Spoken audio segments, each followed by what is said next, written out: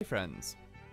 The Air View feature in your Galaxy S4 device lets you preview content or view information in a pop-up window by pointing at an item with your finger. Here are the steps to use Air View on your S4 phone. You will notice a slight difference in the screen transitions than the actual device screen transitions here.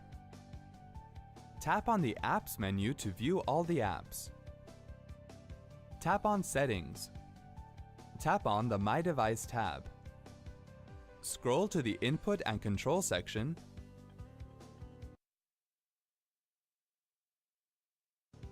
and then tap on the Air View toggle to enable it.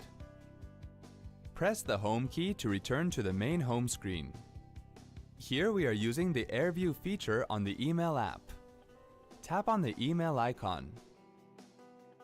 Now hover your finger over a message in your inbox to preview the content in a pop-up window. See? That wasn't hard at all. Thanks for watching.